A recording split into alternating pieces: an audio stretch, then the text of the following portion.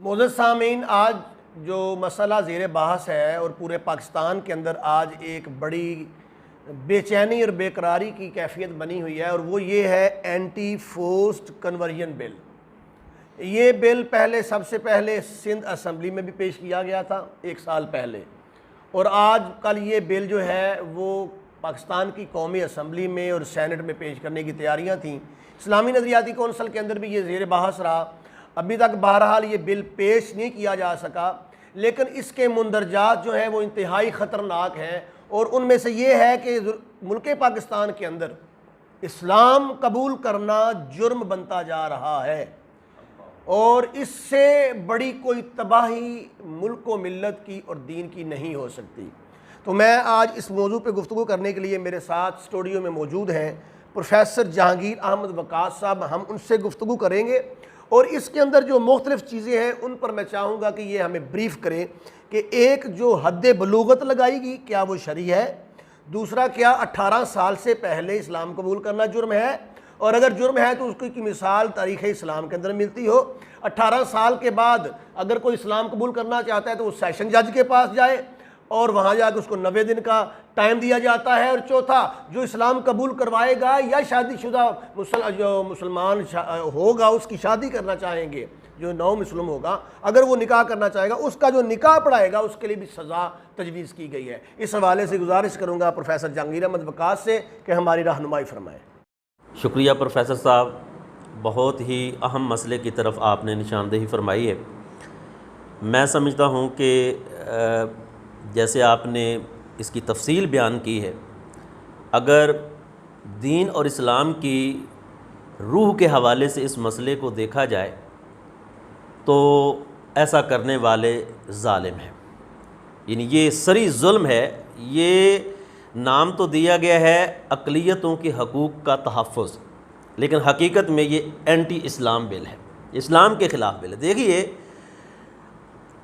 یہ بات تمام سامعین کو کلیئر ہونی چاہیے کہ اسلام میں مجبوری کوئی نہیں ہے، یعنی ہمیں اسلام اس حوالے سے بالکل بھی نہیں کہتا کہ کمپیل نہیں کرتا کہ آپ اسلام قبول کرو، یہ چوائس ہے بندے کے لیے۔ اللہ فرماتا ہے جس کا دل چاہتا ہے وہ ایمان لائے اور جس کا دل چاہتا ہے کفر کرے، لا اکراہ فی الدین، دین میں کوئی جبر نہیں ہے۔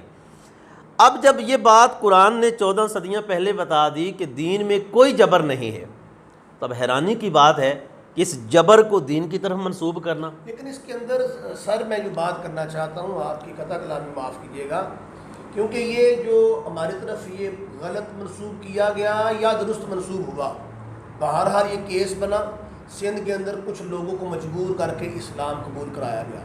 پہلے ان لوگوں کو بھی مذمت کرنی چاہیے گو کہ وہ نام دین کا لے رہے ہیں لیکن دین کو بدنام کر رہے ہیں۔ بالکل صحیح آپ کہہ رہے ہیں۔ جب قرآن مجید نے واضح لفظوں میں یہ بات ارشاد فرما دی ہے کہ دین میں کوئی جبر نہیں، تو اب کوئی دین کی بات اگر کر کے کہے کہ اسلام مجبور کرتا ہے یا گن پوائنٹ کے اوپر کسی سے کلمہ پڑھائے، تو ظاہر بات ہے یہ اسلام کی روح اور اس کی کرکس کے بالکل خلاف ہے یہ چیز۔ ہم اس کو بالکل بھی سپورٹ نہیں کرتے، ہم اسے بالکل بھی اون نہیں کرتے، اور ایسے کہنے والوں کی ہم ذرا برابر بھی تائید نہیں کرتے۔ اور ایسا کرنے والوں کو سزا بھی ہونی چاہیے۔ بالکل، دیکھیے نا، اب قانون سازی اگر کرنی تھی تو ان لوگوں کے خلاف قانون سازی ہوتی ہے کہ یہ لوگ کہہ رہے ہیں کہ ہم اسلام کسی کو کلمہ پڑھائیں گے مجبور کر کے، تو ایسا جو بندہ کہہ رہا ہے ٹھیک ہے، اس کے خلاف قانون سازی کریں۔ میرا خیال ہے کوئی عالم جو ہے وہ اس کے خلاف نہیں ہوگا، کیونکہ ایسا کہنے والا اسلام کے خلاف چل رہا ہے۔ یہ عمل جو ہے وہ غیر شرعی ہے، غیر شرعی ہے، ٹوٹلی طور پہ غیر شرعی ہے کہ آپ کسی کو مجبور کر کے کلمہ پڑھیں۔ دیکھیں، ہمارے ہاں تو اقلیتوں کے باقاعدہ حقوق ہیں۔ ہمارا مذہب ہمیں یہ کہتا ہے کہ جو اقلیتیں آپ کے زیر تسلط ہیں آپ ان کی مکمل نگرانی کریں۔ اسلامی حکومت کی یہ ذمہ داری ہے کہ حتیٰ کہ ان کے عبادت خانوں کی بھی جو ہے وہ نگرانی کریں اور ان کے حقوق کا تحفظ کریں۔ میں آپ کی قطع کلامی معافی چاہتا ہوں، جناب فاروق اعظم کے دور کے اندر آپ نے ایک یہودی کو دیکھا جو بوڑھا ہو چکا، بالکل بالکل بالکل، تو آپ نے باقاعدہ طور پر اس کا وظیفہ مقرر کیا اور کہا کہ اس کی جوانی میں اسٹیٹ اس سے فائدہ لیتی رہی ہے، اب اس کا حق بنتا ہے کہ اسٹیٹ اس کو ریٹرن کرے۔ تو اب دیکھیے، جب اسلام اتنا خوبصورت آپ کو ویژن دے رہا ہے، اتنا خوبصورت آپ کو فکر دے رہا ہے، تو میرا خیال ہے کہ اس طرح کی بلنگ اور اس طرح کے قوانین بنانا یہ اسلام کے بالکل خلاف ہیں، اور اس میں اسلام کو اتنا پیچیدہ بنا دیا گیا ہے کہ اگر کوئی غیر مسلم کلمہ پڑھنا بھی چاہے تو میرا خیال ہے اس کے لیے بہت بڑی پریشانی ہوگی۔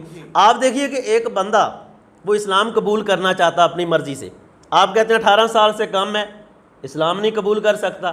اگر اس نے اپنی انٹرسٹ شو کی ہے تو جناب وہ مجسٹریٹ کو پہلے تو لیٹر لکھے گا، وہ ودن 5 days اس بندے کو بلائے گا، ٹھیک ہے، اس کی کنسنٹ لے گا کہ جناب آپ ریڈی ہیں، اسلام قبول کرنا چاہتے ہیں، پھر جناب تقابل ادیان اس کو پڑھایا جائے گا 21 دن کے لیے علماء کی نگرانی میں۔ مجھے بتائیے کہ اتنا کون جناب بندہ فارغ ہوگا اس دور میں کہ وہ اسلام کے لیے اتنی کوشش کرے؟ معذرت، یہ 90 دن ہے، 90 دن 90 دن بالکل، یہ 2 مجھے ملے 3 ماہ جو ہے وہ اس کے اب دیکھ۔ اس دوران اگر وہ قابل دیان پڑھتا ہے، وہ سمجھے گا یا نہیں سمجھے گا وہ ایک الگ میٹر ہے، لیکن اسی دوران اگر اس کو اپنی سوسائٹی کی طرف سے کوئی اس طرح کی فورسمنٹ ہونا شروع ہو جاتی ہے اور اس کو دوبارہ وہ واپس لے جانا چاہتے ہیں، مختلف لالچ دے کے، مختلف دباؤ ڈال کے۔ پروفیسر صاحب آپ ذرا دیکھیے کہ ہمارا جو یہ ملک ہے یہ کس نام سے بنا تھا؟ اسلام کے نام سے بنا تھا۔ ہم تو بچپن سے یہی پڑھتے چلے آ رہے ہیں کہ اسلام کے نام پر یہ معرض وجود میں آیا اور اس کے لیے ہمارے بزرگوں نے بڑی قربانیاں دی۔ اب ہونا تو یہ چاہیے کہ اگر کوئی مسلمان اللہ نہ کرے وہ کسی اور مذہب کے اندر کنورٹ ہوتا ہے تو اس کے لیے اتنی پابندیاں ہونی چاہیے نا کہ اسلام چھوڑ کے یہ جا رہا ہے، اس کو جناب 3 مہینے کے لیے جناب رکھیں اور اس کو مکمل طور پہ کوئی اس طرح کی بات کریں، اسلام کو سپورٹ کریں۔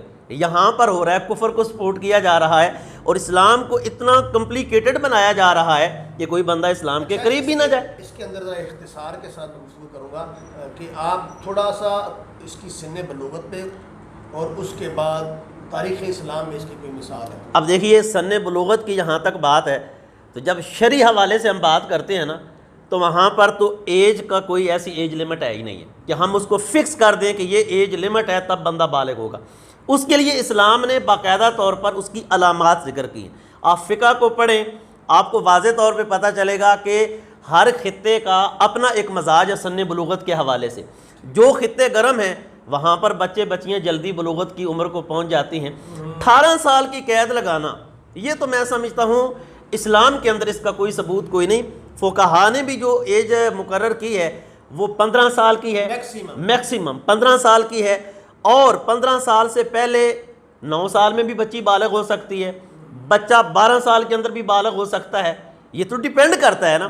لیکن جب آپ نے ایک ایج فکس کر دی، آپ کہنا چاہ رہے ہیں کہ اس کا تعلق سالوں کے ساتھ نہیں، انسانی جسم کے خد و خال کے ساتھ، بالکل، اور اس میں ہونے والی تبدیلیوں کے ساتھ ہے۔ اور شریعت کا جو مکلف بندہ بنتا ہے نا وہ ایج کے ساتھ نہیں بنتا کہ اس کی ایج 12 سال ہو گئی یا 15 سال ہو گئی یا 9 سال ہو گئی، اس میں بلوغت کے ساتھ وہ مکلف بنتا ہے، اور بلوغت کا تعلق ہے اس کی جسمانی تبدیلیوں کے ساتھ۔ وہ جب تبدیلیاں آ جائیں، بھلا وہ کسی کے جسم میں 10 سال میں ہو جائیں، 11 سال میں ہو جائیں، 15 سال میں ہو جائیں، یہ میکسیمم مدت ہے، تو اس کے ساتھ پھر وہ مکلف بنے گا اسلام کا۔ اس کا مطلب 18 سال کی جو ایج لیمٹ رکھی گئی ہے وہ شرعی حوالے سے بلوغت کی عمر نہیں، بالکل نہیں ہے، اس کی کسی نے لکھا۔ اب اس کے بعد میں آپ سے گزارش کروں گا کہ تاریخ اسلام میں حضور کا دور گزرتا ہے، اس کے بعد خلفائے راشدین کا دور گزرتا ہے، فقہائے کرام کا، امام بخاری کا، امام مسلم کا، سارے ہیں، تو کیا کسی نے یہ ایج لیمٹ لگائی ہو؟ کوئی ایسی کوئی روایت نہیں ملتی ایج لمٹ کے حوالے سے۔ فقہا کی عبارات بھی پڑھیں تو اس میں ہمیں 15 سال میکسیمم 16 سال، لیکن وہ بھی ان بچے اور بچیوں کے لیے جن کی جسمانی تبدیلیاں نہ آئیں، ان کے لیے انہوں نے لمٹ رکھی ہے تاکہ وہ شریعت کے مکلف بنے۔ 18 سال والا شریعت کا مکلف ہونے کے لیے اسلام قبول کرنے اسلام قبول کرنے کے لیے تو دیکھیں، ایسی کوئی مثال ہے کہ سن بلوغت سے بھی پہلے کچھ؟ اچھا یار دیکھیے، آپ ماشاءاللہ خود بہت بڑے اسکالر ہیں۔ اسلام کے اندر جو سب سے پہلے جنہوں نے اسلام قبول کیا تھا بچوں میں سے، ہم تاریخ میں بھی پڑھتے آئے ہیں کہ بچوں میں سے سب سے پہلے اسلام قبول کرنے والی شخصیت کون تھی؟ حضرت سیدنا علی رضی اللہ تعالیٰ عنہ۔ تب ان کی عمر کتنی تھی جی؟ کتنی؟ 10 سال کی عمر۔ تو 10 سال میں 18 سال کی آج جناب قید لگائی جا رہی ہے۔ 10 سال میں حضرت علی المرتضیٰ رضی اللہ تعالیٰ عنہ کمزور تھے، اسلام قبول کیا انہوں نے جی۔ تو اگر 18 سال والا ہی آپشن تھا تو رسول اللہ صلی اللہ علیہ وسلم نے فرماتے ابھی رہنے دو، ابھی تمہارے اسلام کے بلکہ اس سے بھی پہلے حضرت انس رضی اللہ تعالیٰ جو حضور کے خاص خادم تھے، 8 سال عمر تھی 8 سال کی عمر میں انہوں نے اسلام قبول کیا۔ میں کہتا ہوں آپ اسلام کا مزاج ذرا دیکھیے، نبی کریم صلی اللہ علیہ وسلم نے جو 23 سالہ زندگی تھی آپ صلی اللہ علیہ وسلم کے اعلان نبوت کے بعد، کس کام کے لیے آپ صلی اللہ علیہ وسلم نے یہ سارا تردد کیا؟ کبھی شیب ابی طالب میں آپ کو محصور کیا جا رہا ہے، سوشل بائیکاٹ کیا جا رہا ہے، کبھی آپ صلی اللہ علیہ وسلم کو مکہ سے جو ہے وہ نکالا جا رہا ہے، کبھی اچھا اس میں ایک بات اختصار کے ساتھ بات چاہتا ہوں وہ کر دیجیے آخر پہ، میں نہیں چاہتا بات زیادہ طویل ہو، آخر پہ یہ بات سنا دیں کہ حضور علیہ السلام کے پاس مسلمان تو مسلمان ایک یہودی بچہ آپ کی خدمت میں رہا کرتا بالکل تھا، بالکل اس کا ذرا واقعہ۔ جی پروفیسر صاحب، بہت ہی آپ نے آخر میں جو ہے وہ ایک ریلیونٹ کویشچن کی ہے، اس مسئلے کو سمجھنے کے لیے یہ واقعہ بہت ہماری ہیلپ کرے گا۔ واقعہ یوں ہے کہ نبی کریم صلی اللہ علیہ وسلم کی بارگاہ میں ایک بچہ، یہودی کا بچہ، وہ حضور کی بارگاہ میں بیٹھا کرتا تھا۔ جی جی تو حضور کی بارگاہ میں ظاہر بات ہے بیٹھنے سے فیض تو ملتا ہے نا، کوئی بھی آئے حضور کی بارگاہ سے اسے کچھ نہ کچھ خیرات ضرور ملتی ہے۔ تو وہ بچہ اچانک جو ہے وہ بیمار ہو گیا۔ جب بیمار ہوا تو بیماری جب شدت اختیار کر گئی تو نبی کریم صلی اللہ علیہ وسلم کو جب پتہ چلا تو آپ اس کی تیمارداری کے لیے تشریف لے گئے۔ نزا کا عالم ہے، وہ بچہ بار بار حضور علیہ السلام کی طرف دیکھتا ہے، تو نبی کریم صلی اللہ علیہ وسلم نے صرف فرمایا کہ کلمہ پڑھو۔ اب دیکھیں کہ وہ پہلے بھی حضور کی بارگاہ میں آتا تھا لیکن آپ نے مجبور نہیں کیا، یہ اسلام کی روح ہے۔ لیکن آپ نے اسلام کے حوالے سے آپ اتنے حریص تھے کہ لوگ اسلام قبول کریں، آخری دفعہ بھی آپ نے اس کو دعوت دی، وہ بچہ جا رہا ہے اس دنیا سے، لیکن تب بھی آپ نے اپنا پیغام اس تک پہنچایا کہ اسلام قبول کر لو، کلمہ پڑھو۔ تو اللہ پاک نے اس کو ہدایت دی اور اس نے کلمہ پڑھ لیا۔ اب دیکھیں ساری زندگی وہ یہودیت میں رہا، بچہ تھا، ماں باپ یہودی ہیں، لیکن اسلام کی برکت کتنی ملی کہ جو ہی کلمہ پڑھا نبی کریم صلی اللہ علیہ وسلم نے خود اسے لحد کے اندر اتارا اور آپ اپنے پاؤں کے بل جو ہے وہ کھڑے ہو گئے۔ تو صحابہ نے پوچھا کہ یا رسول اللہ صلی اللہ علیہ وسلم، آپ پاؤں مبارک اپنا نیچے زمین پہ نہیں ٹکا رہے، پنجے، تو آپ صلی اللہ علیہ وسلم نے فرمایا کہ اتنے فرشتے ہیں جو کہ اس کی مغفرت کے لیے آئے ہوئے ہیں۔ تو یہ دیکھیے اسلام کی برکت ہے، ہمیں اس طرح کے واقعات لوگوں کے سامنے بیان کرنا چاہیے تاکہ لوگوں کے دلوں میں اسلام کی محبت پیدا ہو اور وہ اسلام کی طرف کھنچے چلے آئیں۔ اس طرح کے اگر قانون بنائیں گے تو پھر تو ایک عام انسان اگر اسلام قبول کرنا بھی چاہتا ہے تو وہ ان پیچیدگیوں سے خوف زدہ ہو کے وہ بولے گا چلو ٹھیک ہے جیسے زندگی گزر رہی ہے۔